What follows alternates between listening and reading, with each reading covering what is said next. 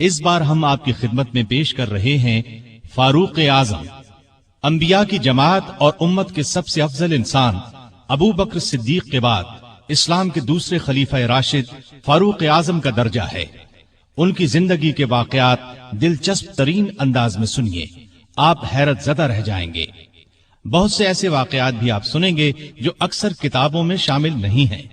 تو آئیے سنتے ہیں فاروق اعظم، پیشکش محمد طارق شاہ۔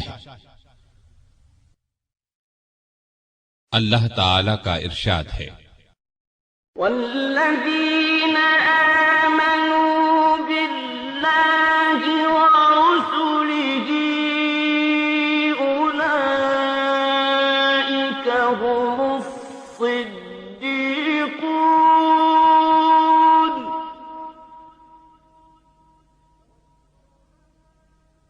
والشہداء عند ربهم لهم أجرهم ونورهم۔ وہ لوگ جو اللہ اور اس کے رسولوں پر ایمان لائے ہیں، یہی تو وہ ہیں جو ان کے پروردگار کے نزدیک صدیق اور شہید ہیں، ان کے لیے اجر اور نور ہے۔ رسول اللہ صلی اللہ علیہ وسلم کا ارشاد ہے، اللہ تعالیٰ نے عمر کے دل اور زبان پر حق جاری کر دیا ہے۔ وہ فاروق ہے جس کے ذریعے اللہ تعالیٰ نے حق اور باطل کے درمیان فرق کیا۔ جماعت اصحاب روشن ستارے ہیں، آسمان پر موجود ستاروں کی روشنی کم و بیش ہے۔ یہی مثال صحابہ کرام رضی اللہ عنہم کی ہے، لیکن ہیں سبھی روشن۔ ان میں سب سے نمایاں، سب سے روشن اور سب سے تابناک بہرحال پہلے 4 صحابہ رضی اللہ عنہم ہی ہیں۔ یہی پہلے 4 اصحاب خلفائے راشدین ہیں۔ عشرہ مبشرہ میں بھی سب سے پہلے انہی کا نام ہے۔ آج ہم آپ کو انوکھی خصوصیات والے انسان کی کہانی سناتے ہیں۔ اللہ کے رسول صلی اللہ علیہ وسلم نے اپنے 10 صحابہ کا نام لے کر فرمایا تھا، میرے یہ 10 صحابہ جنتی ہیں۔ گویا انہیں دنیا ہی میں جنتی ہونے کی بشارت عطا ہوئی۔ ان میں سے ایک سیدنا عمر فاروق رضی اللہ عنہ ہیں۔ انبیاء کی جماعت کے بعد اور مسلمانوں کے پہلے خلیفہ راشد یار غار سیدنا ابو بکر کے بعد اس دنیا میں سب سے زیادہ فضیلت دوسرے خلیفہ راشد سیدنا عمر فاروق ہی کو حاصل ہے۔ نبی صلی اللہ علیہ وسلم نے ان کے بارے میں اس طرح دعا فرمائی تھی، اے اللہ اسلام کو عمر کے ذریعے سے قوت اور عزت دے۔ ان کے زمانے میں اسلامی حکومت 22 لاکھ مربع میل رقبے تک پھیل گئی۔ بعض موقعوں پر ان کی تائید میں آیات نازل ہوئیں۔ ان کی خلافت کا زمانہ بہترین اسلامی حکومت کا زمانہ تھا۔ اتنے بڑے حکمران ہوتے ہوئے دوپہر کے وقت شہر سے باہر گرم زمین پر کوئی پتھر وغیرہ سر کے نیچے رکھ کر قیلولہ کر لیتے تھے۔ ان کے واقعات اس قدر حیرت انگیز ہیں کہ سننے والے دنگ رہ جاتے ہیں۔ بڑے بڑے طاقتور حکمران ان کے نام سے کانپتے تھے، جبکہ خود ان کا یہ حال تھا کہ جسم پر کھردرا لباس ہوتا تھا۔ آپ یقیناً ان کی زندگی کے انوکھے اوراق پڑھنا پسند کریں گے، لیکن آج آپ پڑھنے کی بجائے سن کر دیکھیں، آپ کو ایک عجیب سا فرحت بخش احساس ہوگا۔ سیدنا عمر فاروق رضی اللہ عنہ ہجری سال شروع ہونے سے 40 سال پہلے 583 عیسوی یا 584 عیسوی میں مکے میں پیدا ہوئے۔ نبی کریم صلی اللہ علیہ وسلم ان سے 13 سال پہلے دنیا میں تشریف لا چکے تھے۔ والدین نے نام عمر رکھا، کنیت ابو حفص تھی، لقب فاروق تھا، یعنی حق اور باطل میں فرق کرنے والا۔ یہ لقب انہیں نبی کریم صلی اللہ علیہ وسلم نے عطا فرمایا۔ حضرت عمر کا سلسلہ نسب 8ویں پشت میں نبی کریم سے جا ملتا ہے۔ آپ نے دنیا میں آنکھ کھولی تو مکے میں قریش کی سرداری تھی۔ یہ قبیلہ اسماعیل علیہ السلام کی اولاد سے تھا۔ قریش کے آگے چل کر 10 کے قریب قبیلے بن گئے۔ ان میں نبی کریم بنو ہاشم سے تھے، ابو بکر بنو تیم سے اور عمر فاروق بنو عدی سے۔ 10 کے 10 قبیلوں کے سپرد الگ الگ کام تھے۔ मसलन कोई खाना काबा की देखभाल करता था तो कोई हाजियों को पानी पिलाता था, कोई झगड़ों के फैसले करता था। बनु अदी के जिम्मे दो काम थे। कुरैश को कोई एलची भेजना होता तो ये भेजते थे। दूसरा काम ये था कि दो ग्रोहों में झगड़ा हो जाता तो बनु अदी का सरदार फैसला करता था। बनु अदी के घर सफा और मरवा पहाड़ियों के दरमियान में थे। उमर यहीं पैदा हुए और परवरिश पाई। उनके वालिद खत्ताब बनु अदी के सरदार थे। जिस जमाने में नबी करीम सल्लल्लाहु अलैहि वसल्लम ने नबूवत का ऐलान किया, खत्ताब फौत हो चुके थे। सैयदना उमर के बचपन के हालात किसी किताब में नहीं मिलते। इतना जिक्र मिलता है कि बड़े हुए तो बाप ने ऊंट चराने पर लगा दिया। ऊंट चराते हुए कभी थक कर बैठ जाते तो बाप मारा करता था। जवानी की उम्र को पहुंचने तक लिखना पढ़ना सीख लिया था। नबी करीम सल्लल्लाहु अलैहि वसल्लम ने जब ऐलान नबूवत किया तो कुरैश में कुल 17 आदमी लिखना पढ़ना जानते थे। इनमें उमर फारूक भी थे। इसके अलावा उन्होंने सिपाहगरी, तेगजनी और घुड़सवारी में कमाल हासिल किया। घुड़सवारी का हाल ये था कि उछलकर घोड़े पर बैठ जाते। कुश्ती का फन भी सीखा। ऊंचे कद के ताकतवर आदमी थे। चोटी के कई पहलवानों से मुकाबले जीते। शायर नहीं थे, अशार पसंद करते थे। तकरीर करने का ढंग भी आता था। मिजाज में गुस्सा और सख्ती थी। जवान होने पर तिजारत का पेशा इख्तियार किया।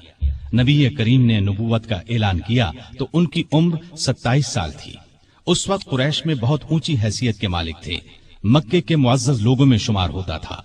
उनके भाई जैद बिन खत्ताब, बहन फातिमा बिनते खत्ताब और बहनोई सईद बिन जैद ने जल्द ही इस्लाम कबूल कर लिया। लेकिन उमर अपने बाप दादा के मजहब पर सख्ती से कायम रहे। डटकर इस्लाम की मुखालिफत की। मुसलमान हो जाने वालों को मारते पीटते थे। मारते पीटते 6 साल गुजर गए, लेकिन उमर किसी एक इंसान को भी इस्लाम से न फेर सके। इस दौरान में कुछ वाकयात ऐसे पेश आए जिनकी वजह से वो सख्त उलझन में पड़ गए। कभी इस्लाम की तरफ माइल होते, कभी मुसलमानों के खिलाफ नफरत महसूस करते। इसकी वजह यह थी कि रसूल करीम सल्लल्लाहु अलैहि वसल्लम के मुताल्लिक कुरैश के काफिरों ने मशहूर कर रखा था कि वो जादूगर हैं। उस जमाने में एक रोज उन्होंने रसूल पाक सल्लल्लाहु अलैहि वसल्लम को हरम शरीफ के अंदर नमाज पढ़ते देखा तो वो आपके पीछे खड़े हो गए। उस वक्त आप सल्लल्लाहु अलैहि वसल्लम कुरान पाक की सूरतुल हाका की बुलंद आवाज में तिलावत कर रहे थे। अल्लाह के कलाम ने उन पर बहुत असर किया। उन्हें यकीन हो गया कि आप न तो जादूगर हैं और न शायर हैं। दिल में इस्लाम के लिए नर्म गोशा पैदा हो गया, लेकिन बाप दादा का मजहब छोड़ने पर अब भी तैयार न हुए। कासिम बिन उस्मान की रिवायत में आया है कि एक दिन तबीयत ने जोश मारा। इरादा किया कि जिस हस्ती की वजह से वो उलझन में हैं, क्यों न उन्हें खत्म कर दें। चुनाचे नंगी तलवार हाथ में लेकर निकले। रास्ते में एक मुसलमान नुआइम बिन अब्दुल्लाह मिल गए। उन्होंने पूछा, खैर तो है, नंगी तलवार लिए कहां जा रहे हैं? बोले, मुहम्मद को कत्ल करने जा रहा हूं। नुआइम ने कहा कि पहले अपने घर की खबर तो लें। आपकी बहन और बहनोई मुसलमान हो चुके हैं। सैयदना उमर उल्टे पांव बहनोई के घर पहुंचे। उस वक्त उनके बहनोई सईद बिन जैद और फातिमा बिनते खत्ताब के घर में रसूलुल्लाह सल्लल्लाहु अलैहि वसल्लम के एक सहाबी खब्बाब बिन अरत भी मौजूद थे। खब्बाब बिन अरत उन्हें कुरान सिखा रहे थे। उमर ने दरवाजे पर दस्तक दी तो खब्बाब घर के एक हिस्से में छुप गए। फातिमा ने कुरान के औराक छुपा दिए, लेकिन उमर तिलावत की आवाज सुन चुके थे। अंदर पहुंचकर पूछा, क्या पढ़ रहे थे? मुझे मालूम हुआ है कि तुम मुसलमान हो चुके हो, अपने बाप दादा के मजहब से फिर गए हो। यह कहकर उन्होंने दोनों को मारना पीटना शुरू कर दिया। बहन के सर पर एक लकड़ी मारी, उनके सर से खून बह निकला। उस वक्त दोनों मियां बीवी के मुंह से निकला, हां ए उमर, हम मुसलमान हो चुके हैं, अल्लाह के रसूल पर ईमान ले आए हैं, तुमसे जो हो सके कर लो, इस्लाम तो अब हमारे दिलों से नहीं निकल सकता। उमर ने बहन का खून देखा और ये अल्फाज सुने तो गुस्सा ठंडा हो गया। बोले, अच्छा, जो तुम पढ़ रहे थे मुझे दिखाओ। बहन ने औराक उन्हें दे दिए। उन पर सूरह तौहा लिखी थी। उन्होंने उसको पढ़ा तो बेइख्तियार पुकार उठे, वाह, कितना उम्दा और आला दर्जे का कलाम है। ये सुनकर खब्बाब बिन अरत भी बाहर निकल आए और बोले, ए उमर, मुझे उम्मीद है اللہ تعالیٰ نے اپنے نبی کی دعا کو پوری کرنے کے لیے آپ کو چن لیا ہے۔ میں نے کل ہی نبی صلی اللہ علیہ وسلم کو یہ دعا کرتے سنا ہے، الہی ابو جہل یا عمر بن خطاب کے ذریعے سے اسلام کو قوت عطا کر، پس اے عمر اللہ کی طرف آؤ، اللہ کی طرف آؤ۔ یہ سن کر سیدنا عمر فاروق نے کہا، مجھے محمد کے پاس لے چلو۔ نبی صلی اللہ علیہ وسلم اس وقت دار ارقم میں تھے۔ عمر رضی اللہ عنہ خباب بن ارت کے ساتھ کمر سے تلوار لٹکائے وہاں پہنچے۔ دروازے پر دستک دی۔ ایک صحابی نے اندر سے ایک جھری میں سے جھانک کر آپ صلی اللہ علیہ وسلم کو بتایا، باہر عمر تلوار کمر سے لٹکائے کھڑے ہیں، نہ جانے کس ارادے سے آئے ہیں۔ آپ کے چچا سیدنا حمزہ رضی اللہ عنہ بھی اس وقت وہاں موجود تھے۔ یہ بہت بہادر تھے، فوراً بولے، انہیں اندر آنے دو، نیک ارادے سے آئے تو ٹھیک، ورنہ انہی کی تلوار سے ان کا سر اڑا دوں گا۔ رسول اللہ صلی اللہ علیہ وسلم نے بھی فرمایا، انہیں آنے دو۔ چنانچہ دروازہ کھول دیا گیا۔ عمر اندر داخل ہوئے۔ آپ صلی اللہ علیہ وسلم اٹھ کر ان کی طرف بڑھے، ان کی چادر کو مٹھی میں دبا کر زور سے کھینچتے ہوئے فرمایا، خطاب کے بیٹے، تم کس ارادے سے آئے ہو؟ سیدنا عمر رضی اللہ عنہ نے عرض کیا، اے اللہ کے رسول، میں اللہ اور اس کے رسول پر ایمان لانے کے لیے حاضر ہوا ہوں۔ اس پر آپ صلی اللہ علیہ وسلم نے زور سے اللہ اکبر فرمایا۔ باقی مسلمانوں نے بھی اللہ اکبر کا نعرہ لگایا۔ اب عمر رضی اللہ عنہ نے کلمہ پڑھا، پھر بولے، اے اللہ کے رسول، کیا ہم حق پر نہیں ہیں؟ آپ نے فرمایا، اس ذات کی قسم جس کے قبضے میں میری جان ہے، تم لوگ حق پر ہو۔ یہ سن کر سیدنا عمر فاروق نے عرض کیا، جب ہم حق پر ہیں اور کافر غلط راستے پر، تو پھر اپنا دین کیوں چھپائیں؟ آپ نے فرمایا، اے عمر، ابھی ہماری تعداد تھوڑی ہے اور تم دیکھ رہے ہو کہ ہم کن حالات سے گزر رہے ہیں۔ سیدنا عمر نے یہ سن کر فرمایا، اس ذات کی قسم جس نے آپ کو نبی بنا کر بھیجا ہے، میں اسلام لانے سے پہلے جن لوگوں میں اٹھتا بیٹھتا تھا، اب مسلمان ہو کر ان کے سامنے جاؤں گا۔ اس پر تمام مسلمان دار ارقم سے 2 صفیں بنا کر نکلے اور کعبے کی طرف روانہ ہوئے۔ ایک صف میں عمر تھے، دوسری میں حمزہ۔ سب نے مسجد حرام میں نماز ادا کی۔ قریش نے یہ دیکھا تو طیش میں آ گئے۔ اس وقت تو کچھ نہ کہا، جب عمر تنہا نظر آئے تو ان پر حملہ کر دیا۔ انہوں نے بھی ڈٹ کر مقابلہ کیا۔ آخر کافر انہیں چھوڑ کر چلے گئے۔ یہ واقعہ نبوت کے 6 سال پیش آیا۔ ایمان لانے کے بعد 6 سال تک مکے میں رہے، پھر دوسرے مسلمانوں کے ساتھ مدینے کی طرف ہجرت کی۔ ایسے میں کفار کو مخاطب ہو کر فرمایا، میں آج مکے سے جا رہا ہوں، کسی میں ہمت ہے تو مجھے روک کر دکھائے۔ کوئی آگے نہ آیا۔ اس طرح آپ قباء پہنچے۔ پھر نبی کریم صلی اللہ علیہ وسلم اور ابو بکر ہجرت کر کے وہاں تشریف لائے۔ مسجد قباء کی تعمیر کے بعد سب نے مدینے کا رخ کیا۔ ہجرت کے وقت سیدنا عمر فاروق کی عمر 40 سال کے قریب تھی۔ اس کے بعد وہ 23 برس اس دنیا میں رہے۔ یہ سارا زمانہ مدینے میں گزارا، مسجد نبوی کی تعمیر میں حصہ لیا۔ آپ صلی اللہ علیہ وسلم نے مہاجرین اور انصار میں بھائی چارہ کرایا تو اتبان بن مالک کو ان کا بھائی بنایا۔ انہوں نے اپنا نصف مکان انہیں دے دیا۔ عبداللہ بن زید نے خواب میں اذان کے الفاظ سنے۔ انہوں نے یہ الفاظ نبی کریم صلی اللہ علیہ وسلم کو سنائے تو آپ صلی اللہ علیہ وسلم نے سیدنا بلال کو حکم دیا، اذان کہیں۔ جو ہی انہوں نے اذان شروع کی، سیدنا عمر فاروق اپنی چادر گھسیٹتے ہوئے آئے اور بولے، اے اللہ کے رسول صلی اللہ علیہ وسلم، اس ذات کی قسم جس نے آپ کو نبی بنا کر بھیجا ہے، میں نے بھی بالکل یہی الفاظ خواب میں سنے ہیں۔ یہ سن کر آپ بہت خوش ہوئے۔ آج تک اذان انہی الفاظ میں دی جا رہی ہے اور قیامت تک دی جاتی رہے گی۔ ہجرت کے دوسرے سال بدر کی لڑائی پیش آئی۔ سیدنا عمر فاروق بھی اس غزوے میں شریک ہوئے۔ اس غزوے میں انہوں نے ایک نامی بہادر عاص بن ہشام کو قتل کیا۔ یہ رشتے میں ان کا ماموں تھا۔ اگلے سال احد کی لڑائی ہوئی۔ سیدنا عمر اس لڑائی میں بھی شریک ہوئے۔ بدر کی لڑائی میں عمر فاروق کی بیٹی سیدہ حفصہ بیوہ ہو گئی تھی۔ नबी करीम सल्लल्लाहु अलैहि वसल्लम की ख्वाहिश पर सैयदना उमर ने उनका निकाह आपसे कर दिया। इस तरह वो रसूल करीम सल्लल्लाहु अलैहि वसल्लम के सुसर बने। उनकी बेटी को मोमिनों की मां का दर्जा हासिल हुआ। हिजरत के 5वें साल शव्वाल में खंदक की लड़ाई पेश आई। सैयदना उमर ने भी खंदक खोदी।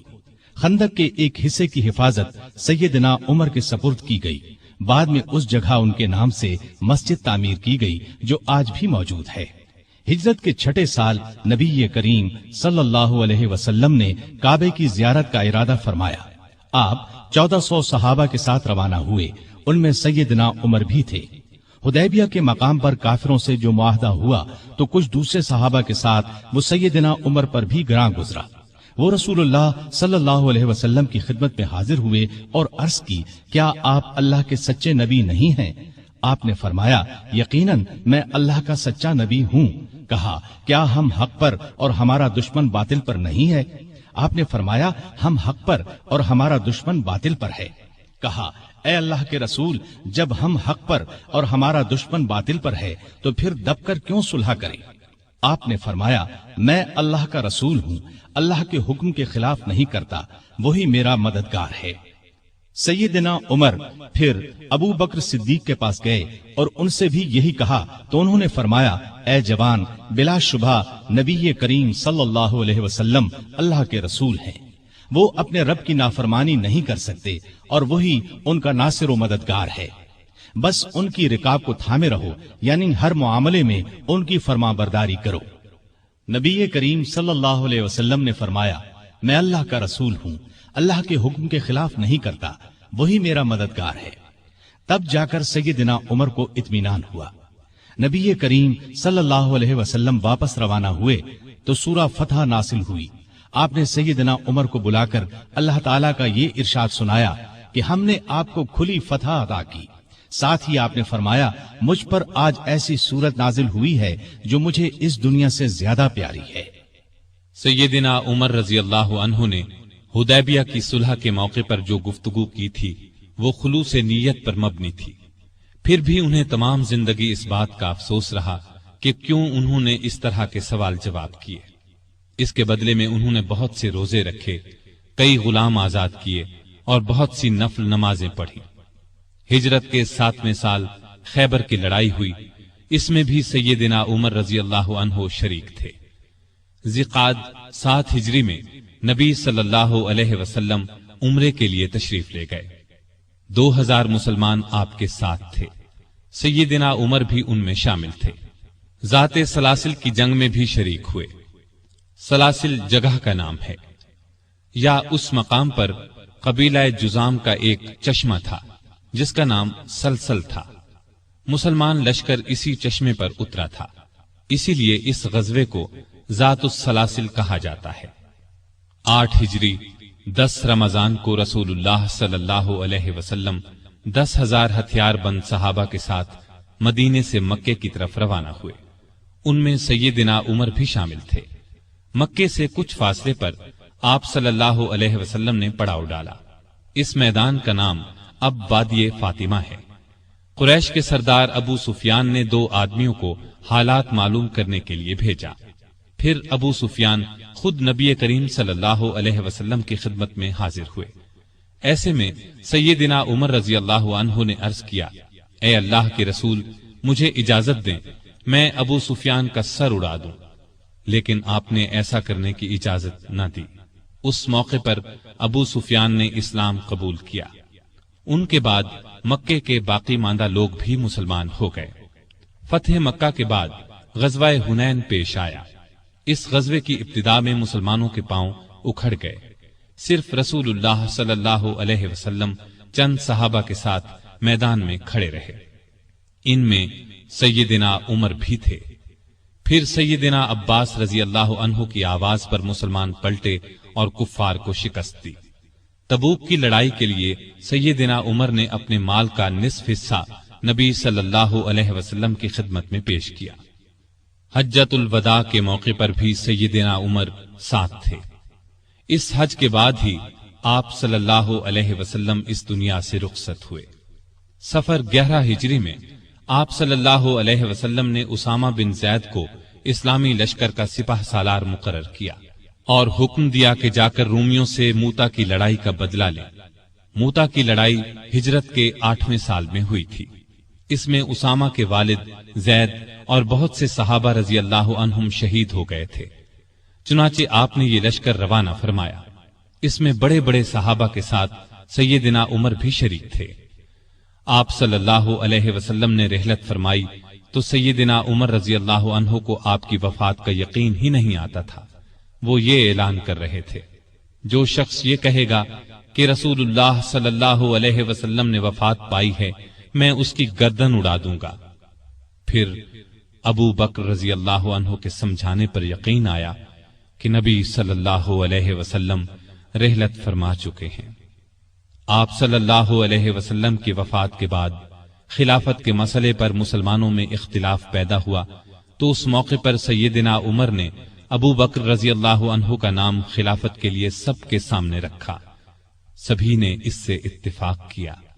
ابو بکر کے بارے میں سیدنا عمر کے یہ الفاظ ہیں: ابو بکر رسول اللہ صلی اللہ علیہ وسلم کے صحابی ہیں، غار کے ساتھی ہیں، یہ تمام مسلمانوں سے زیادہ تمہارے معاملات کے والی ہونے کے حقدار ہیں۔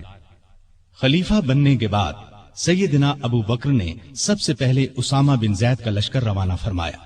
یہ لشکر نبی کریم صلی اللہ علیہ وسلم کی شدید علالت کی وجہ سے مدینہ سے باہر مقام جرف پر ٹھہر گیا تھا اور پھر وفات کی وجہ سے روانہ نہ ہو سکا تھا۔ اس موقع پر سیدنا ابو بکر نے اسامہ بن زید سے کہا کہ سیدنا عمر فاروق رضی اللہ عنہ کو ان کے پاس چھوڑ جائیں، کیونکہ ان کے مشوروں کی ضرورت پڑے گی۔ اسامہ بن زید نے خوشی سے یہ بات منظور کی۔ ابو بکر کی خلافت 2.25 برس رہی۔ تمام عرصے میں سیدنا عمر ان کے خاص مشیر رہے۔ اس دوران میں سیدنا عمر نے سیدنا ابو بکر کو مشورہ دیا کہ قرآن کو ایک جگہ جمع کر دیا جائے۔ انہوں نے یہ مشورہ اس لیے دیا کہ یمامہ کی لڑائی میں قرآن مجید کے حافظ بہت سے صحابہ شہید ہو گئے تھے۔ آخر یہ کام زید بن ثابت، سیدنا عمر اور بہت سے دوسرے صحابہ رضی اللہ عنہم کی مدد سے مکمل ہوا۔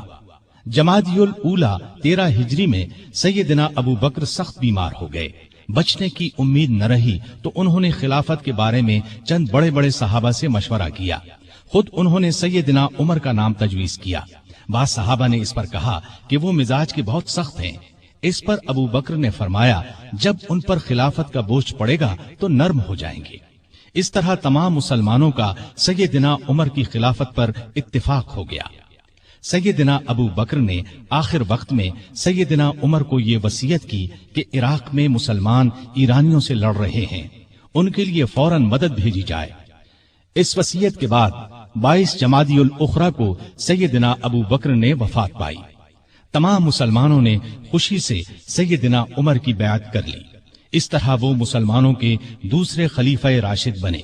خلیفہ بنتے ہی انہوں نے ابو بکر کی وصیت کے مطابق عراق کی طرف ایک لشکر روانہ کیا۔ ابو عبیدہ رضی اللہ عنہ کو لشکر کا سالار مقرر فرمایا اور اس طرح مسلمانوں کی عظیم الشان فتوحات کا سنہری دور شروع ہوا۔ Iraq, Madain, Hulwan, Jazira, Khuzestan, Nahavand, Isfahan, Hamadan, Azerbaijan, Tabaristan, Armenia, Fars, Kerman, خراسان، سیستان، مکران، دمشق، ہمس، لازقیہ، یرموک، قنسرین، حلب، انطاکیہ اور بیت المقدس فتح ہوئے۔ بیت المقدس کی فتح کا واقعہ کچھ اس طرح ہے کہ مجاہدین اسلام نے قریباً 3 سال میں سارا شام فتح کر لیا۔ اب فلسطین کے صرف 2 بڑے شہر رہ گئے تھے، بیت المقدس جسے یروشلم بھی کہا جاتا ہے اور قیصاریہ۔ اس زمانے میں فلسطین شام ہی کا حصہ تھا۔ 16 ہجری میں مسلمانوں نے دوسری لڑائیوں سے فارغ ہو کر بیت المقدس کا محاصرہ کر لیا۔ اس شہر میں ابراہیم علیہ السلام، اسحاق علیہ السلام، سلیمان علیہ السلام، عیسیٰ علیہ السلام اور دوسرے نبیوں کی بہت سی یادگاریں ہیں۔ رسول اللہ صلی اللہ علیہ وسلم کی بھی معراج کے سفر میں پہلی منزل یہی تھی۔ مسلمانوں کا پہلا قبلہ بھی یہی تھا۔ نہ صرف یہودی اور عیسائی بلکہ مسلمان بھی اس کی بہت عزت کرتے تھے اور کرتے ہیں۔ مسلمانوں نے جب بیت المقدس کا محاصرہ کیا تو شہر کے باشندوں نے شہر کے دروازے بند کر لیے۔ चंद दिन तो इस तरह गुजरे, फिर उन्होंने मुसलमानों के सिपह सालार अबू उबैदा बिन जर्राह को पैगाम भेजा कि हम शहर मुसलमानों के हवाले करने के लिए तैयार हैं, लेकिन शर्त यह है कि मुसलमानों के खलीफा खुद यहाँ आएं और सुलह का मुआहदा करें। अबू उबैदा बिन जर्राह ने ये बात सैयदना उमर को लिख भेजी। खलीफा सानी सैयदना उमर ने सहाबा से मशवरा करके वहां जाने का फैसला किया। आपने रजब 16 हिजरी में हजरत अली रज़ियल्लाहु अन्हु को अपना कायम मकाम बनाया और रवाना हो गए। उस वक्त दुनिया के बड़े बड़े हुक्मरान उनका नाम सुनकर कांपते थे, लेकिन अपने वक्त के सबसे बड़े हाकिम के सफर का हाल ये था कि चंद बुजुर्ग सहाबा के सिवा उनके साथ कोई नहीं था। फौज, न खेमे, न कारे, न झंडे, एक ऊंट पर सवार थे। उस पर सत्तू और खजूर के 2 थैले लादे हुए थे। एक तरफ पानी की मश्क लटक रही थी। रास्ते में खाने का वक्त आता तो सब मिलकर खा लेते। आपका लिबास बहुत मामूली सा था। बैतुल मक़दिस के करीब पहुंचे तो सहाबा ने मशवरा दिया कि लिबास तब्दील कर ले। कीमती पोशाक पेश की, लेकिन आपने वो लिबास पहनने से इनकार कर दिया और फरमाया, अल्लाह ने हमें जो इज्जत दी है वो इस्लाम की वजह से है और हमारे लिए यही काफी है। गरज इसी हालत में शहर में दाखिल हुए। ईसाइयों ने शहर आपके हवाले कर दिया। मुसलमानों ने वहां एक मस्जिद बनाई, उसका नाम मस्जिद उमर रखा। ये आज भी मौजूद है और अब तक मस्जिद उमर कहलाती है। 14 हिजरी में मुसलमानों ने हिम्स को फतह कर लिया था। 17 हिजरी को रोम के बादशाह हिरक्ल ने हिम्स मुसलमानों से छीनने के लिए समुंदर के रास्ते फौज भेजी। इस फौज ने हिम्स का मुहासरा कर लिया। जजीरे के लोगों ने भी हिरक्ल को ऐसा करने पर उकसाया था। चुनाचे जजीरे से भी 30,000 फौज आकर हिरक्ल की फौज से मिल गई। सैयदना अबू उबैदा बिन जर्राह रजी अल्लाह अन्हु ने इन हालात की इत्तिला सैयदना उमर फारूक को भेजी तो उन्होंने उनकी मदद के लिए मजीद फौज रवाना की। दूसरी तरफ सुहैल बिन अदी की सरकर्दगी में एक फौज जजीरे की तरफ रवाना कर दी। खुद भी मदीने से चलकर दिमश्क आ गए ताकि नजदीक से तमाम हालात पर नजर रख सकें। सुहैल बिन अदी जजीरे की तरफ बढ़े तो जजीरे से हिम्स की तरफ रवाना होने वाली फौज को अपने घर की फिक्र पड़ गई। वो हिरक्ल की फौज का साथ छोड़कर वापस जजीरे चले गए। उधर अबू उबैदा बिन जर्राह ने खालिद बिन वलीद के मशवरे से शहर से निकलकर हिरक्ल की फौज पर हमला कर दिया। घमसान की लड़ाई के बाद रोमियों ने बदतरीन शिकस्त खाई। 4000 रोमियों ने इस्लाम कबूल कर लिया, 4000 मारे गए और बाकी भाग निकले। इस लड़ाई के बाद फिर कभी हिरक्ल को शाम पर चढ़ाई की जुर्रत न हुई। 18 हिजरी में इराक में ताउन की वबा फैली। इसमें बड़े बड़े सहाबा फौत हो गए। चंद एक के नाम ये हैं।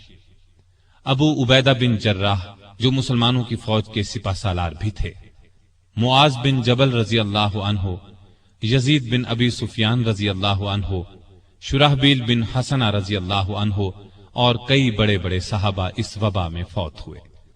दौरे फारूकी में अरब में कहत पड़ा। ऐसे में सैयदना उमर ने रियाया की खबरगिरी में दिन रात एक कर दिया। इंसानों के लिए खुराक थी न जानवरों के लिए। सैयदना उमर को इंसानों और जानवरों की ये बदहाली देखकर बहुत सदमा हुआ। उन्होंने बैतुल माल में जितना गल्ला था सब मुसलमानों में तकसीम कर दिया। जो नकदी थी वो भी मुसलमानों में तकसीम कर दी। तमाम सूबों के हाकिमों को खत लिखे कि फौरन ज्यादा से ज्यादा गल्ला रवाना करो। चुनाचे अबू उबैदा बिन जर्राह ने शाम के इलाके से 4000 ऊंट गले से लदे हुए भेजे। अम्र बिन आस ने मिस्र से समुंदर के रास्ते बहरी जहाज रवाना किए। उनमें हर जहाज पर 6000 मन गल्ला लदा हुआ था।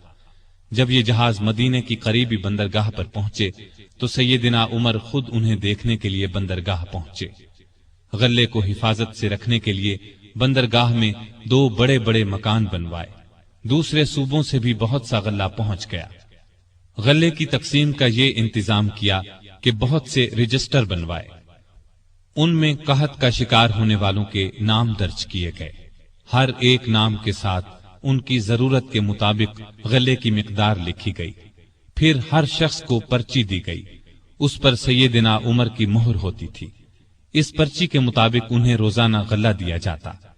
اس کے علاوہ سیدنا عمر ہر روز 20 اونٹ اپنے سامنے ذبح کرواتے اور ان کا گوشت پکوا کر لوگوں کو کھانا کھلاتے۔ اس طرح ہزاروں آدمی روزانہ سیدنا عمر رضی اللہ عنہ کے دسترخوان پر کھانا کھاتے۔ غلے کے علاوہ لوگوں میں کپڑے اور کھجوریں بھی تقسیم کی جاتی، اور خود اپنا یہ حال تھا کہ اس زمانے میں گوشت، دودھ اور گھی کھانا بالکل چھوڑ دیا تھا۔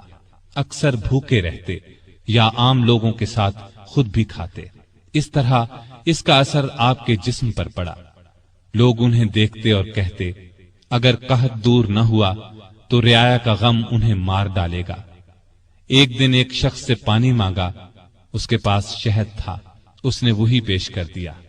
آپ نے شہد پینے سے انکار کر دیا اور فرمایا، قیامت کے دن اگر مجھ سے پوچھا گیا کہ لوگ روٹی کو ترس رہے تھے اور تو شہد کھاتا تھا تو میں کیا جواب دوں گا؟ ایسا بھی ہوا کہ گھی کا برتن اور آٹے کی بوری اٹھواتے اور جہاں کہیں بھوکوں کا مجمع نظر آتا اپنے خادم کی مدد سے کھانا تیار کرواتے اور انہیں کھلاتے۔ دیہاتوں میں جاتے، وہاں اونٹ ذبح کرتے، گوشت، آٹا اور کپڑے لوگوں میں تقسیم کرتے۔ قحط کے دنوں میں سخت بے چین رہتے اور دعا کرتے تھے، اے اللہ، میرے عملوں کی وجہ سے محمد صلی اللہ علیہ وسلم کی امت کو تباہ نہ کر۔ لوگوں کا خیال اس قدر تھا کہ فرمایا کرتے تھے، اگر دریائے فرات کے کنارے ایک کتا بھی بھوکا مر گیا تو اللہ کے سامنے مجھے اس کا جواب دینا ہوگا۔ وہ خود اور لوگ رو رو کر بارش کی دعائیں کرتے تھے۔ آخر ایک دن نبی صلی اللہ علیہ وسلم کے چچا عباس رضی اللہ عنہ اور دوسرے مسلمانوں کو لے کر نکلے اور نہایت عاجزی سے ان الفاظ میں دعا کی، اے اللہ، پہلے تو ہم اپنے نبی صلی اللہ علیہ وسلم کے وسیلے یعنی نبی کی دعا کے وسیلے سے تجھ سے دعا کیا کرتے تھے، اب ہم تجھ سے اپنے نبی کے چچا کے وسیلے یعنی چچا کی دعا کے وسیلے سے دعا کرتے ہیں کہ ہم پر بارش نازل فرما۔ ابھی یہ دعا ہو رہی تھی کہ آسمان پر بادل چھا گئے اور ایسی موسلا دھار بارش ہوئی کہ ہر طرف پانی ہی پانی نظر آنے لگا۔ اس بارش نے خشک کھیتوں میں جان ڈال دی اور قحط دور ہو گیا۔ بیت المقدس کی فتح کے بعد شام میں قیصاریہ کا شہر باقی رہ گیا تھا، اس پر ابھی تک رومیوں کا قبضہ تھا۔ بحیرہ روم کے ساحل پر ایک بہت بڑا شہر تھا۔ یہ مہم امیر معاویہ کے سپرد کی گئی۔ انہوں نے شہر کو فتح کیا۔ 80,000 رومیوں میں سے بہت کم زندہ بچے۔ اب پورے شام پر اسلام کا جھنڈا لہرانے لگا۔ اس زمانے میں مصر کا ملک بھی رومی حکومت کے ماتحت تھا۔ 18 ہجری میں حضرت عمر نے حضرت عمرو بن عاص رضی اللہ عنہ کو 4000 کا لشکر دے کر مصر روانہ کیا۔ مصر کا حاکم مقوقس تھا، اس نے بے تحاشا فوج جمع کر لی، قلعہ بھی حد درجے محفوظ تھا۔ ان حالات کی خبر عمرو بن عاص نے سیدنا عمر کو دی تو انہوں نے 10,000 فوج اور بھیجی اور ان کے ساتھ بزرگ صحابی زبیر بن عوام کو سالار مقرر کیا۔ ان کے ہاتھ پر قلعہ فتح ہوا۔ اس کے بعد اسکندریہ کی باری آئی۔ اسکندریہ کی فتح کے بعد سیدنا عمر نے عمرو بن عاص کو مصر کا گورنر مقرر کیا۔ دریائے نیل مصر کا ایک بہت بڑا دریا تھا۔ تاریخ میں ہے کہ ایک دن بہت سے مصری عمرو بن عاص کے پاس آئے اور کہا، اس سال دریائے نیل میں پانی بہت کم رہ گیا ہے، ہماری فصلیں برباد ہو رہی ہیں۔ پرانے زمانے سے یہ رسم چلی آ رہی ہے کہ جب دریا میں پانی کم ہو جائے تو ہم ایک مقررہ تاریخ کو ایک کنواری لڑکی چن لیتے ہیں، اس کے والدین کی مرضی سے اسے نہایت قیمتی زیور اور کپڑے پہنا کر دلہن کی طرح بنا دیتے ہیں، پھر اسے دریائے نیل میں گرا دیتے ہیں۔ اس طرح دریا میں پانی چڑھ جاتا ہے، ارد گرد کے تمام علاقے سیراب ہو جاتے ہیں۔ اگر آپ اجازت دیں تو ہم یہ رسم ادا کریں۔ عمرو بن عاص نے کہا، یہ تو بڑی ظالمانہ رسم ہے۔ جواب میں انہوں نے کہا، اگر آپ نے ہمیں یہ رسم ادا کرنے کی اجازت نہ دی تو ملک میں قحط پڑ جائے گا، ہم تباہ ہو جائیں گے۔ عمرو بن عاص نے فرمایا، تم لوگ نادان ہو، اللہ کے حکم کے بغیر دریا میں پانی ہرگز کم یا زیادہ نہیں ہو سکتا۔ اسلام ایسی فضول رسموں کو مٹانے کے لیے آیا ہے۔ میں تمہیں ایک بے گناہ لڑکی پر ظلم کرنے کی اجازت نہیں دوں گا۔ مصری مایوس ہو کر لوٹ گئے۔ اتفاق سے دریا میں پانی کم ہو گیا۔ لوگ قحط کے ڈر سے وطن چھوڑنے کی تیاری کرنے لگے۔ सैयदना अम्र बिन आस ने ये सारा किस्सा सैयदना उमर को लिख भेजा। उन्होंने जवाब में लिखा, अल्हम्दुलिल्लाह, आपने मिस्रियों को बिल्कुल ठीक जवाब दिया। इस्लाम वाकई ऐसी फजूल रस्मों को मिटाने के लिए आया है। मैं एक खत भेज रहा हूं, इसको दरियाए नील में डाल देना।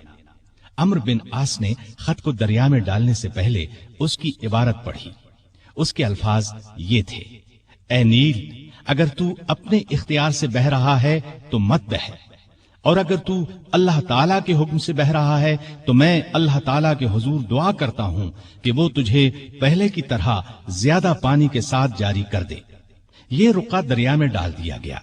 दूसरे दिन जब मिस्र के लोग सोकर उठे तो उन्होंने अल्लाह की कुदरत का अजीब नजारा देखा। दरिया का पानी कई गज ऊपर चढ़ गया था, किनारों से निकलकर इर्द गिर्द के इलाकों को सैराब कर रहा था। इतना ज्यादा पानी इसमें कभी नजर नहीं आया था। ये नजारा देखकर हजारहा मिस्री मुसलमान हो गए और वो जालिमाना रस्म हमेशा के लिए खत्म हो गई। सैयदिना उमर रजी अल्लाह अन्हु के दौर में इस्लामी हुकूमत 22 लाख मुरब्बा मील तक फैल गई। इसमें अरब के अलावा इराक, ईरान, मिस्र, फलस्तीन, बहरैन, आर्मीनिया, आजरबाईजान, सीस्तान वगैरह बहुत से मुल्क शामिल थे। इतने बड़े मुल्क का इंतजाम सैयदिना उमर ने बहुत खूबी से किया। इस्लामी सल्तनत को सूबों में तकसीम कर दिया, फिर हर सूबे को बहुत से जिलों में तकसीम किया। आमतौर पर एक सूबे में 10 से लेकर 20 तक जिले होते थे। मुल्क का इंतजाम सहाबाए किराम रजी अल्लाह अन्हुम के मशवरे से करते थे। मशवरा करने के लिए उन्होंने एक मजलिस बनाई। उसमें सूझबूझ रखने वाले बड़े बड़े जलीलुल कद्र सहाबा शामिल थे। इस मजलिस को मजलिस शूरा कहा जाता था। इसके इजलास मस्जिद नबवी में होते थे। हर सूबे का एक गवर्नर मुकर्रर किया जाता था। खुद बिल्कुल सादा जिंदगी बसर करते थे। यही हिदायत गवर्नरों को थी। ओहदेदारों की निगरानी खुद करते थे। हज के जमाने में चारों तरफ से आए हुए लोगों से उनके गवर्नरों के हालात पूछते। लोग बेधड़क शिकायत करते। लोगों के सामने इस किस्म का खुतबा देते, लोगों, तुम पर जो लोग हाकिम मुकर्रर किए गए हैं वो इसलिए नहीं भेजे गए कि तुम्हें मारें पीटें और तुम्हारा माल छीन लें, बल्कि उन्हें मैं इसलिए भेजता हूं कि वो तुम्हें रसूलुल्लाह सल्लल्लाहु अलैहि वसल्लम के तरीके सिखाएं। अगर किसी ने इसके खिलाफ किया है तो मुझसे बयान करो ताकि मैं उसका बदला लूं। लोगों को आम इजाजत थी कि वो किसी वक्त भी अपनी शिकायत पेश कर सकते थे। एक मर्तबा मिस्र के एक गरीब शख्स ने शिकायत की कि गवर्नर के बेटे ने बिला वजह उसे पीटा है। आपने बाप बेटे को बुलवा लिया। जब दोनों आ गए तो सैयदिना उमर ने उस गरीब को कोड़ा देकर फरमाया, जितने कोड़े उसने तुम्हें मारे थे उतने ही तुम इसे मारो। उस गरीब ने कोड़े मारने शुरू किए। जब तादाद पूरी हो गई तो उमर ने फरमाया, अब 2-4 कोड़े गवर्नर को भी मारो। लेकिन उस गरीब ने ऐसा करना पसंद न किया। जजीरे के गवर्नर के बारे में इत्तला मिली कि वो बारीक लिबास पहनते हैं। दरवाजे पर दरबान भी मुकर्रर कर रखा है। आपने उन्हें फौरन बुलवा लिया। उनके कपड़े उतरवाकर बालों का बुना हुआ कुर्ता पहना दिया और बकरियों का एक रेवड़ मंगवाकर उन्हें हुक्म दिया कि जंगल में जाओ और इन बकरियों को चराओ। गवर्नर का नाम इयाज बिन गनम था। वो रसूलुल्लाह सल्लल्लाहु अलैहि वसल्लम के सहाबी थे, एक सूबे के गवर्नर थे। इसलिए जब उन्होंने कहा कि वो आइंदा ऐसा लिबास नहीं पहनेंगे तो उमर ने उन्हें मुआफ कर दिया और ओहदे पर वापस भेज दिया। इयाज बिन गनम जब तक जिंदा रहे मोटा लिबास पहनते रहे। फिर उन्होंने कभी बारीक लिबास पहना न दरवाजे पर दरबान रखा। खालिद बिन वलीद रजी अल्लाह अन्हु इस्लाम के बहुत बड़े जर्नैल थे। उन्होंने 20 लड़ाइयां लड़ी। बड़ी बड़ी हुकूमतों के लश्कर उनके मुकाबले में न ठहर सके। सैयदिना उमर के जमाने में जब खालिद बिन वलीद फतूहात पर फतूहात हासिल कर रहे थे तो ऐन इस हालत में उमर ने उन्हें सिपह सालारी से माजूल कर दिया। जब लोगों ने वजह पूछी तो उन्होंने फरमाया, मुसलमान ये ख्याल करने लगे थे कि ये फतूहात खालिद बिन वलीद की वजह से हो रही हैं, जबकि फतूहात हमें अल्लाह ताला की मेहरबानी से हो रही हैं। आपके जमाने में چونکہ اسلامی حکومت بہت پھیل گئی تھی، لگاتار فتوحات کی وجہ سے مال غنیمت بھی بہت زیادہ آنے لگا تھا، اس لیے آپ نے 15 ہجری میں بیت المال قائم کر دیا۔ اس میں زکوٰۃ، خراج، جزیہ، مال غنیمت وغیرہ جمع ہوتا تھا اور مسلمانوں میں تقسیم کیا جاتا تھا۔ یتیموں، غریبوں اور بیواؤں کو اس میں سے وظیفے دیے جاتے تھے۔ ضرورت مندوں کو قرض بھی دیا جاتا تھا۔ جنگی ضروریات پر بھی خرچ کیا جاتا تھا۔ آمدنی اور خرچ کے معاملے میں حد درجہ احتیاط کرتے تھے۔ سیدنا عثمان نے ایک دن انہیں چلچلاتی دھوپ میں بھاگتے دیکھا۔ پوچھنے پر انہوں نے بتایا کہ بیت المال کا ایک اونٹ گم ہو گیا ہے، اس کو تلاش کر رہا ہوں۔ بحرین سے ایک مرتبہ مشک آیا، یہ انتہائی قیمتی خوشبو تھی۔ اس کو مسلمانوں میں تقسیم کرنے کے لیے آدمی کی تلاش ہوئی جو یہ کام اچھی طرح کر سکے۔ سیدنا عمر کی زوجہ محترمہ عاتقہ نے کہا کہ یہ کام میں کر سکتی ہوں۔ سیدنا عمر نے فرمایا، نہیں، میں تمہیں اس کی اجازت نہیں دے سکتا، اس لیے کہ تمہاری انگلیوں پر جو مشک لگ جائے گا وہ تم اپنے کپڑوں پر لگا لو گی، اس طرح عام مسلمانوں سے زیادہ تمہارے حصے میں آئے گا۔ ایک مرتبہ بیمار ہو گئے، لوگوں نے علاج کے طور پر شہد تجویز کیا۔ بیت المال میں شہد موجود تھا، لیکن آپ نے لینا گوارا نہ کیا۔ آخر لوگوں کو جمع کیا گیا، جب سب نے اجازت دے دی تب شہد دیا۔ آپ نے عدل و انصاف کا بہترین نمونہ دنیا کو دکھایا۔ اللہ سے ڈرنے والے قاضی مقرر کیے، ان کی تنخواہیں مقرر کی، انہیں حکم دیا کہ تمام فیصلے قرآن اور حدیث کے مطابق کیے جائیں۔ قرآن اور حدیث میں حکم نہ ملے تو جس رائے پر عالموں کا اتفاق ہو اس کے مطابق فیصلہ دیا جائے۔ انہوں نے کوفہ میں شریح کو قاضی مقرر کیا، ان کے فیصلے بہت مشہور ہوئے۔ امیر المومنین کے خلاف بھی فیصلے دے دیتے تھے۔ سیدنا علی نے بھی انہیں اپنے دور میں قاضی کے عہدے پر قائم رکھا۔ قبیلہ غسان کے بادشاہ جبلہ نے اسلام قبول کر لیا۔ وہ حج کرنے کے لیے آیا، اس کی چادر پر ایک غریب بدو کا پاؤں آ گیا۔ اس نے بدو کو زور سے تھپڑ دے مارا، بدو کی ناک کی ہڈی ٹوٹ گئی۔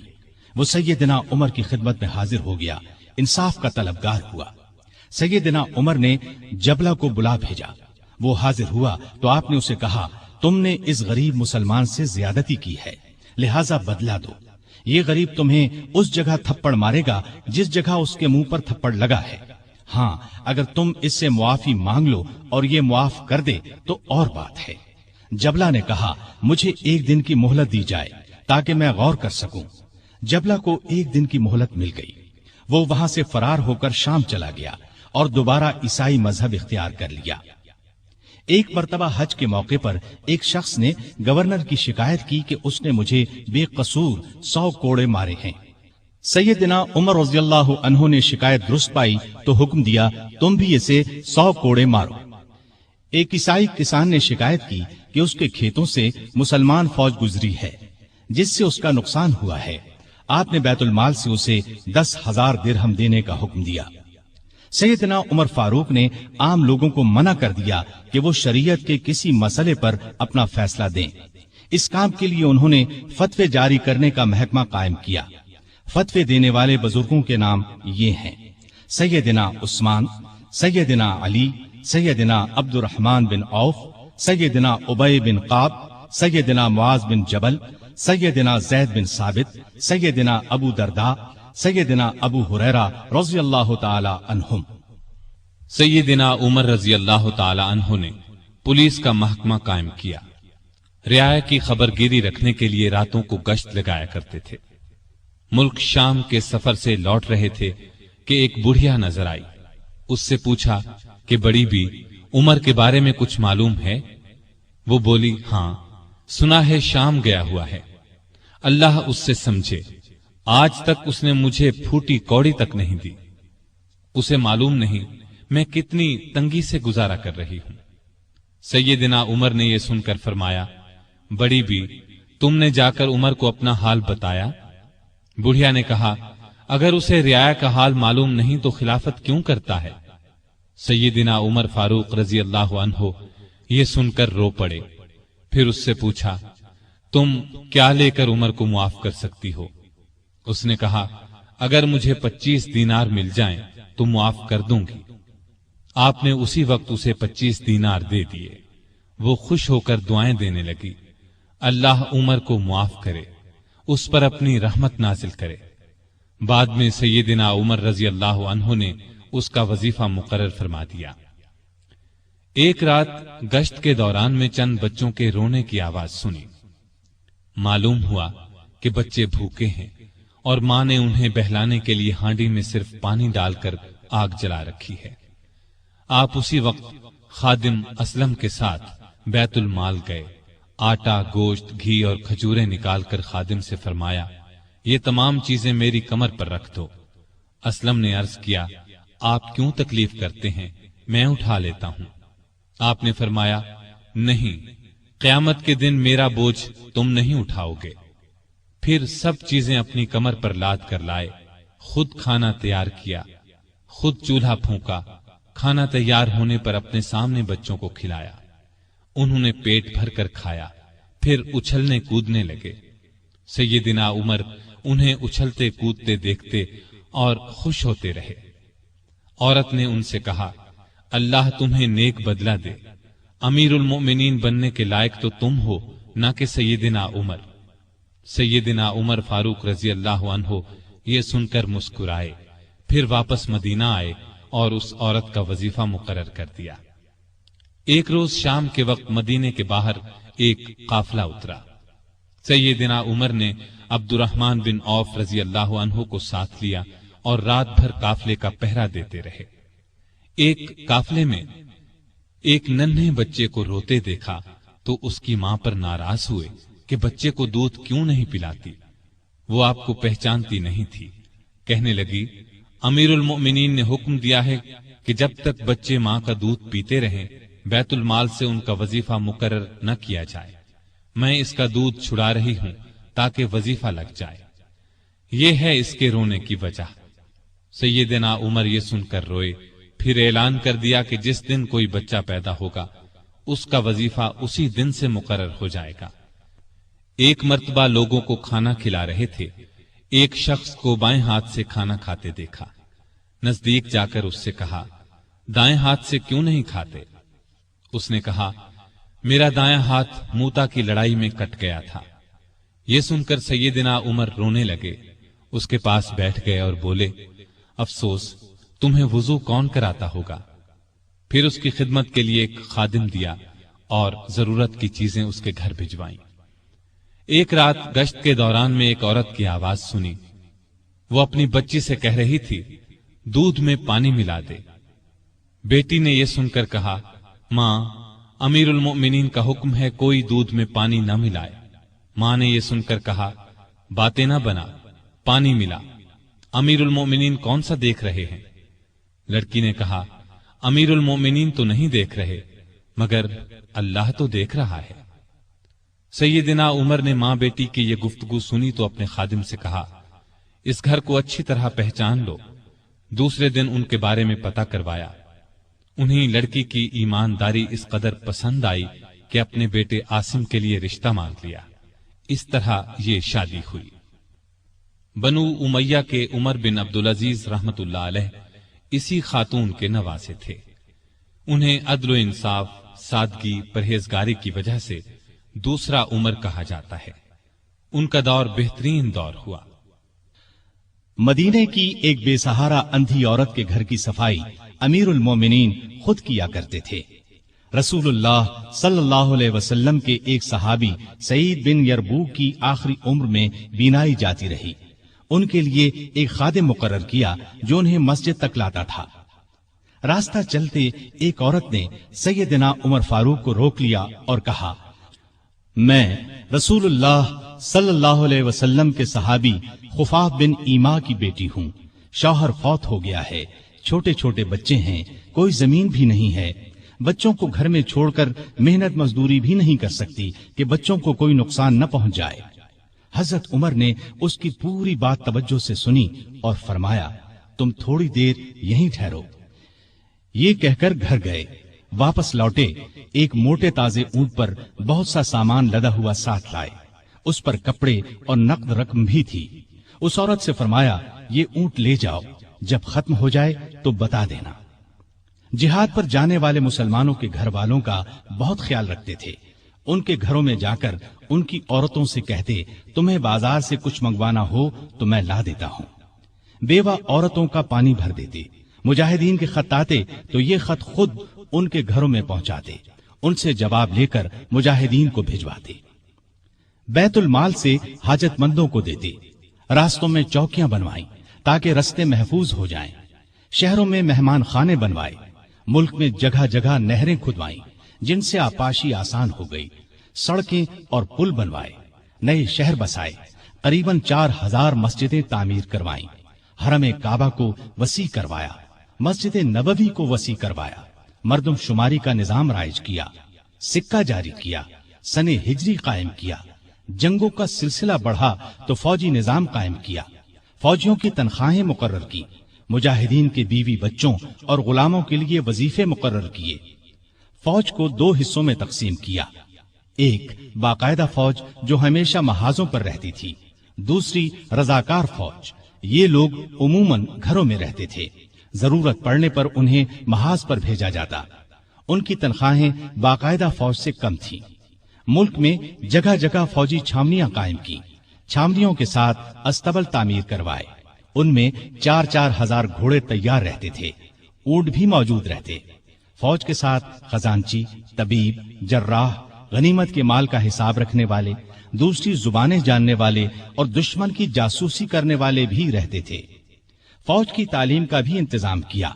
फौज को ये हिदायत थी कि दुश्मन से जो अहद करो उसको पूरा करो। बच्चों, औरतों, बूढ़ों और राहिबों को कत्ल न करो। माले गनीमत में खियानत न करो। आबादियों को वीरान न करो। फलदार दरख्तों को न काटो। जो लोग जंग में कैदी बना लिए जाएं, उन्हें उनके करीबी रिश्तेदारों से जुदा न करो। लड़ाई में मारे जाने वालों के हाथ पांव, नाक, कान न काटो। कुरान और हदीस की तालीम आम कर दी। सैयदना उमर खुद बहुत बड़े फकीह थे। उन्होंने तमाम इलाकों में फकीह मुकर्रर किए। लोग उनसे दीनी मसाइल पूछते थे। उनके जमाने में इस्लाम की बहुत इशाअत हुई। गैर मुस्लिमों से अच्छे सलूक की वजह से भी इस्लाम बहुत तेजी से फैला। इंसाफ का दामन किसी कीमत पर नहीं छोड़ते थे। शाम में मुसलमानों को मस्जिद बनाने के लिए एक जमीन की जरूरत पेश आई। जमीन एक यहूदी की थी। मुसलमानों ने जमीन उससे खरीदना चाही, लेकिन यहूदी ने इनकार कर दिया। मुसलमानों ने जबरदस्ती जमीन पर कब्जा करके मस्जिद बना ली। यहूदी ने सैयदना उमर से शिकायत की। सैयदना उमर फारूक ने हुक्म दिया कि मस्जिद नाजायज तरीके से बनाई गई है। इस्लाम इसकी इजाजत नहीं देता। मस्जिद को गिराकर जमीन यहूदी को दे दी जाए। चुनाचे जमीन यहूदी को वापस दे दी गई। उसने उस जगह अपना मकान बना लिया। सैयदना उमर फारूक रज़ियल्लाहु अन्हु दुआ किया करते थे कि ए अल्लाह, मुझे अपनी राह में शहादत नसीब फरमा। मुझे अपने रसूल के शहर में मौत दे।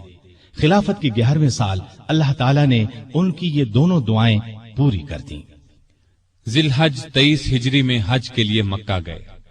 आप जब हजर अस्वद को बोसा देते तो कहते थे, ए हजर अस्वद, मैं जानता हूं कि तू एक पत्थर है।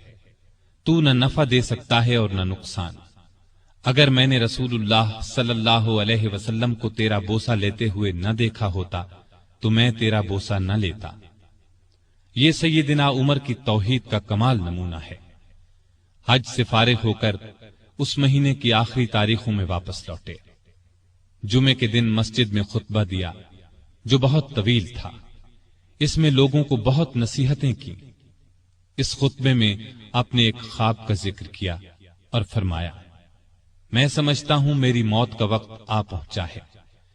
इसके साथ ही खिलाफत के बारे में कुछ ऐसी बातें बयान की जिनसे मालूम होता था कि आइंदा होने वाले खलीफा के बारे में परेशान हैं। मदीने में मुगीरा बिन शोबा का एक गुलाम था। ये ईरानी था, अच्छा कारीगर था। उसका नाम अबू लुअलो फैरोज था। एक दिन सैयदना उमर से शिकायत की कि मैं दिन भर काम करके जो कुछ कमाता हूं, मेरा आका उसमें से बहुत ज्यादा रकम ले लेता है। इसमें कमी करा दें। सैयदना उमर ने पूछा, तुम कौन सा काम जानते हो? उसने कहा, मैं लुहार भी हूं, बढ़ई भी हूं और बेल बूटे भी बनाना जानता हूं। سیدنا عمر نے دریافت کیا، تمہارا آقا تم سے روزانہ کتنی رقم لیتا ہے؟ اس نے کہا 2 درہم روزانہ۔ اس پر سیدنا عمر نے فرمایا، تم جو کام جانتے ہو اس کے مقابلے میں تو یہ رقم زیادہ معلوم نہیں ہوتی۔ اس پر ابو لؤلؤ ناراض ہو کر چلا گیا۔ اگلے دن ابو لؤلؤ فجر کی نماز سے پہلے مسجد میں چھپ کر بیٹھ گیا۔ سیدنا عمر لوگوں کو نماز پڑھانے لگے تو اس نے کونے سے نکل کر 2 دھاری خنجر سے امیر المؤمنین پر 6 وار کیے اور پھر صفوں میں کھڑے مسلمانوں کو زخمی کرتا باہر بھاگا، لیکن مسلمانوں نے پکڑ لیا۔ اس پر اس نے وہی خنجر اپنے پیٹ میں جھونک لیا اور مر گیا۔ ادھر امیر المؤمنین شدید زخمی ہو گئے۔ انہوں نے عبد الرحمن بن عوف رضی اللہ عنہ کا ہاتھ پکڑ کر اپنی جگہ کھڑا کر دیا، خود زمین پر گر پڑے۔ لوگوں نے نماز سے فارغ ہو کر دیکھا، جن مسلمانوں کو ابو لؤلؤ نے زخمی کیا تھا ان میں سے 7 دم توڑ چکے تھے، باقی بہت زیادہ زخمی نہیں ہوئے تھے۔ البتہ سیدنا عمر کی حالت نازک تھی۔ ایسے میں انہوں نے عبداللہ بن عباس سے پوچھا، مجھے کس نے مارا ہے؟ انہوں نے بتایا، مغیرہ بن شعبہ کے غلام ابو لؤلؤ نے۔ یہ سن کر فرمایا، اللہ کا شکر ہے، میری موت کسی ایسے شخص کے ہاتھ سے نہیں ہوئی جو اسلام کا دعویٰ کرتا ہو۔ لوگ انہیں اٹھا کر گھر لائے، دودھ پلایا گیا تو وہ زخموں کے راستے باہر آ گیا۔ اب سب کو یقین ہو گیا کہ امیر المؤمنین کا آخری وقت آ پہنچا ہے۔ لوگ غم سے نڈھال ہو گئے، ان سے ملنے کے لیے آنے لگے۔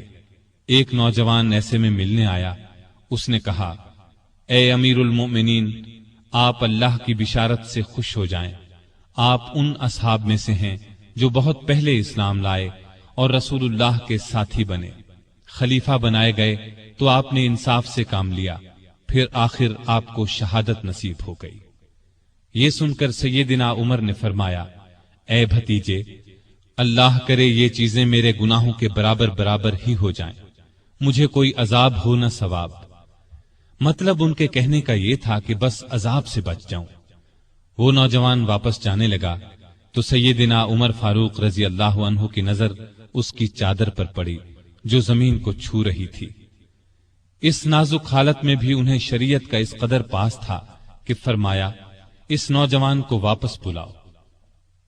اسے واپس ان کے سامنے لایا گیا تو فرمایا، اے بھتیجے، اپنا تہبند اونچا باندھو، اس سے کپڑا بھی صاف رہے گا اور تمہارے رب کے نزدیک یہ پرہیزگاری کی بات بھی ہے۔ سیدنا ابن عباس رضی اللہ عنہ نے ان کا مرتبہ اور نیکیاں بیان کی تو فرمایا، اللہ کی قسم، اگر میرے پاس دنیا بھر کا سونا ہوتا تو اس سے پہلے کہ میں اللہ کے عذاب کو دیکھوں میں اسے اللہ کی راہ میں دے دیتا، یعنی عذاب کے خوف سے سارا سونا خیرات کر دیتا۔ اس کے بعد اپنے بیٹے عبداللہ کو بلایا، ان سے پوچھا کہ مجھ پر کتنا قرض ہے۔ انہوں نے حساب لگا کر بتایا 86,000 درہم۔ اس پر انہیں کچھ ہدایات دی۔ آخر میں فرمایا، اس قرض کو میری طرف سے ادا کر دینا۔ اس کے بعد فرمایا، ام المومنین عائشہ صدیقہ رضی اللہ تعالی عنہا کے پاس جاؤ اور کہو، عمر بن خطاب آپ کو سلام کہتا ہے اور اپنے 2 ساتھیوں یعنی نبی کریم صلی اللہ علیہ وسلم اور ابو بکر کے ساتھ دفن ہونے کی اجازت چاہتا ہے۔ عبداللہ بن عمر عائشہ صدیقہ کی خدمت میں حاضر ہوئے۔ وہ اس وقت سیدنا عمر کے صدمے میں رو رہی تھیں۔ ان کا پیغام سن کر فرمایا، یہ جگہ میں نے اپنی قبر کے لیے رکھی تھی، لیکن اپنے آپ پر عمر کو ترجیح دیتی ہوں۔ سیدنا عبداللہ یہ جواب سن کر واپس آئے اور سیدنا عمر کو ان کا جواب بتایا۔ آپ نے اللہ کا شکر ادا کیا، پھر فرمایا، میں مر جاؤں تو میرا جنازہ اٹھا کر وہاں لے جانا اور انہیں سلام کر کے ایک بار پھر عرض کرنا، عمر بن خطاب اجازت طلب کرتا ہے، اگر اجازت دے دیں تو مجھے اندر لے جا کر دفن کر دینا، اور اگر انکار کر دیں تو عام مسلمانوں کے قبرستان میں دفن کر دینا۔ حالت جب زیادہ نازک ہو گئی تو فرمایا، خلافت کا حقدار عثمان، علی، زبیر، عبد الرحمن بن عوف اور سعد بن ابی وقاص رضی اللہ عنہم سے زیادہ کسی کو نہیں سمجھتا۔ رسول اللہ صلی اللہ علیہ وسلم بھی وفات تک ان سے خوش تھے۔ ان میں سے جسے خلیفہ چن لیا جائے اس کی اطاعت کرنا۔ پھر اپنے بعد ہونے والے خلیفہ کو وصیت کی کہ مہاجرین اور انصار سے اچھا سلوک کرنا، جو لوگ ہماری پناہ میں آ گئے ان کی جانوں اور مالوں کی حفاظت کرنا، ان سے کیے ہوئے ہر عہد کو پورا کرنا۔ آپ 27 ذی الحج 23 ہجری کو زخمی ہوئے۔ 3 دن بعد یکم محرم 24 ہجری کو وفات پائی اور شہادت کے درجے پر فائز ہوئے۔ اس وقت عمر 63 سال تھی۔ جنازہ چارپائی پر رکھا گیا تو چاروں طرف لوگ جمع ہو گئے۔ سیدنا علی رضی اللہ عنہ آئے تو فرمایا، اللہ آپ پر رحم فرمائے، آپ نے کوئی ایسا شخص نہیں چھوڑا کہ اللہ کے سامنے جانے کے لیے مجھے اس کے عمل آپ کے عمل سے زیادہ پسند ہو۔ اللہ کی قسم مجھے امید تھی کہ اللہ آپ کو آپ کے دونوں ساتھیوں کے ساتھ رکھے گا، اس لیے کہ میں اکثر رسول اللہ صلی اللہ علیہ وسلم کو اس طرح فرماتے ہوئے سنا کرتا تھا، میں گیا اور ابو بکر و عمر گئے، میں داخل ہوا اور ابو بکر و عمر داخل ہوئے، میں نکلا اور ابو بکر و عمر نکلے۔ جنازہ حضرت صہیب رضی اللہ عنہ نے پڑھایا۔ حضرت علی، عثمان، سعد بن ابی وقاص اور عبد الرحمن بن عوف رضی اللہ عنہم نے قبر میں میت کو اتارا اور اسلام کے اس بہت بڑے فرزند کو ہمیشہ کے لیے رسول اللہ صلی اللہ علیہ وسلم اور سیدنا ابو بکر رضی اللہ عنہ کا ساتھ نصیب ہو گیا ہے۔ سیدنا عمر رضی اللہ عنہ نے کئی شادیاں کی، ان سے 8 یا 9 لڑکے، 4 یا 5 لڑکیاں ہوئیں۔ مشہور بیویوں کے نام یہ ہیں: زینب بنت مزعون رضی اللہ عنہا، عاتقہ بنت زید رضی اللہ عنہا، ام حکیم بنت حارث رضی اللہ عنہا، ام کلثوم بنت علی رضی اللہ عنہا۔ اولاد میں سے حفصہ، عبداللہ، عبید اللہ اور عاصم رضی اللہ عنہم بہت مشہور ہیں۔ حفصہ رضی اللہ عنہا کو رسول اللہ صلی اللہ علیہ وسلم کی پاک بیویوں میں شامل ہونے کا شرف حاصل ہے، وہ ام المومنین کہلائی۔ آپ میں اللہ کا خوف انتہا کو پہنچا ہوا تھا، عبادت کا شوق بھی بے حد تھا، راتوں کو جاگ کر نفل پڑھا کرتے تھے۔ قرآن کریم کی جن آیات میں قیامت کا ذکر ہے ان کو پڑھتے وقت بہت روتے۔ تراویح کی نماز کو انہوں نے باجماعت کرایا، ان کے دور سے آج تک تراویح باجماعت ادا کی جاتی ہے۔ آپ میں بردباری حد درجے کی تھی، دوسروں کی نکتہ چینی کو صبر اور حوصلے سے برداشت کرتے تھے۔ آپ نے ایک وقت میں کبھی دسترخوان پر 2 سالن جمع نہ کیے۔